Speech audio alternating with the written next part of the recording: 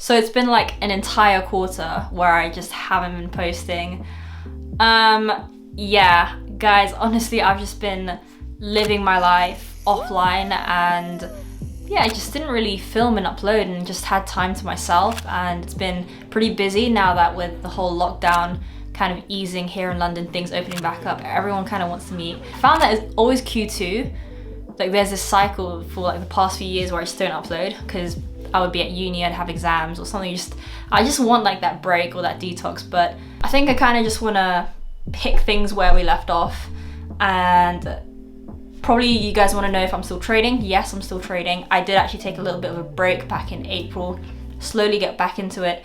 May, then June, and now we're here in July. And we're pretty much halfway through the year. Freaking insane. My post is falling. I'm still trading my funded account. I did lose a verification account back in March, around that March time. Just things were a bit but I guess that was a catalyst in terms of kind of really focusing on myself and actually focusing on myself. I found that that's such a cliche saying, but I guess I've also found that focusing on ourselves kind of means different to other people. So yeah, but things at the moment with trading are going pretty well. And it's currently a Wednesday, so it's midweek. Tonight we have an FOMC restricted news event for FTMO traders. This week I've only taken 2 trades, which is Aussie dollar long, and I'm currently in euro dollar short. Let me just pick that up for you guys. So this is what the trade looks like. If this kind of wants to focus, trade kind of looks like this. And in terms of MetaTrader, I don't know if you guys can see that. Hopefully you can see that. But yeah, we're currently running at about 0.7%, so nothing too crazy. I've actually reduced my risk on that position, so we're currently in that position. And in terms of my funded, I will likely close that before it gets to 8 p.m. tonight. And yeah, so I'm just going to quickly break down this Aussie dollar position that I took on the 5th of July. I want to say that was a Monday. And technically, this is just your bog standard flag continuation sort of bomb setup here. We have this push up. What I like, it all breaks these highs, even though you get this little pause in the market, it all breaks highs, and then we get this massive impulse. We also have this massive impulse here. This is after we're coming from a descending nature. For those who trade patterns, that's, you could say that's a descending channel. Maybe you want to say that's 1, 2, 3, 4, whatever, how many significant touches. If you're looking at candlesticks, we have a fat rejection wick there, and then we break through. And yeah, but looking at this formation, what I like about it is we had the descending nature, we had a push up. That's a confident push up, and then we have a low, low, low counter trend candle here, and then this would be the entry point. This sort of grey white candle, which is the bullish candle. I was actually awake at this time to take it with a 20 pip stop loss, and we moved quite a bit. We did move quite a bit. So we moved to, like, this was running at one point, it was running at around 4%, but I just banked under 1%. And that's the thing with these things. They're quite frustrating when that happens, but we want to be consistent with our plan. We can never call when to take profit. We can never call to, let me take it at 3%, 4%, but then you'd be pissed if it continues to 10%, 20%. So having that sort of, I want to say, reduced discretion in terms of your management, just knowing to trail it to, I don't know, this low here. And I trailed it to here because we had this counter trend candle, which is the inside bar. Then we pushed up. So technically, we had that, and then it moved around a little bit, and then it pushed up. So our entry was here, and then this was the high. So then we trailed to this low. This became the new high, and we trailed to this low.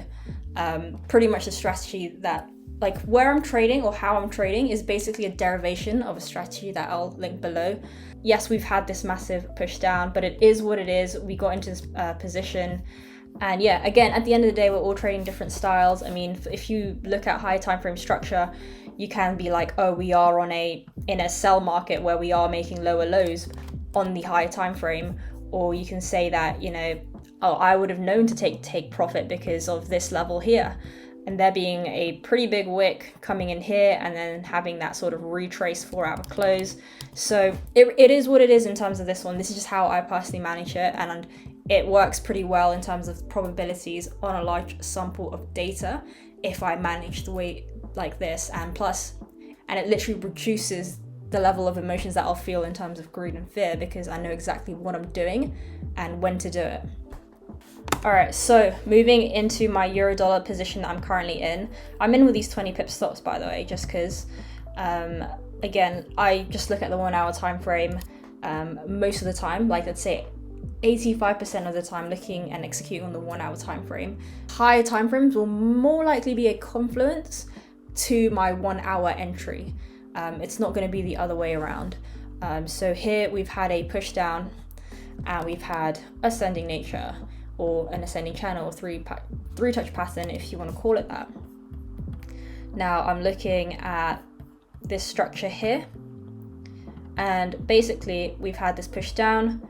This is the high with counter trend.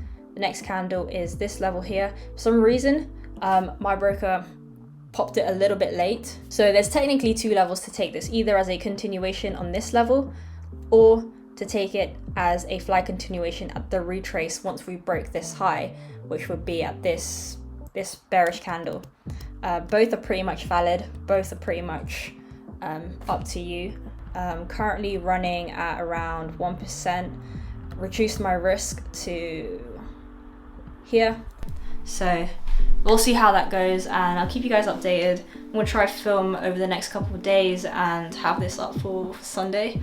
But yeah, pretty much trading the same, a lot more clarity, and I'm currently just focusing on 3 pairs at the moment, which is Aussie dollar, euro dollar, and euro yen. But I say I'm only looking at them, but I'll look at all of them.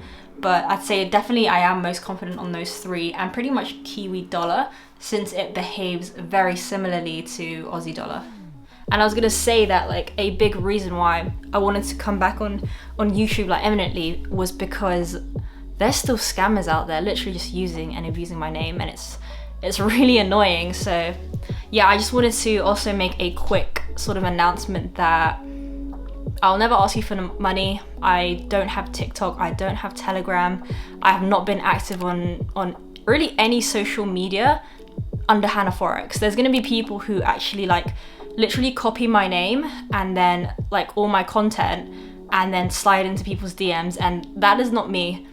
I know people are telling me to get like the blue verification badge, and I've been trying to for like over a year, and nothing. So please be smart, guys. I will never ask for investment over social media, and I very, very, very rarely kind of just start a conversation or DM. I know that kind of sounds weird, but I just don't, especially on Instagram. Like, when I was active in terms of social media and like YouTube and stuff, I was barely on Instagram anyways. So yeah, I just wanted to point that out there, because I know I've been away and people might think that I haven't been away because I've been in some secondary account, but yeah. And here is currently euro dollar. Just put that there. Don't know if you guys can see that.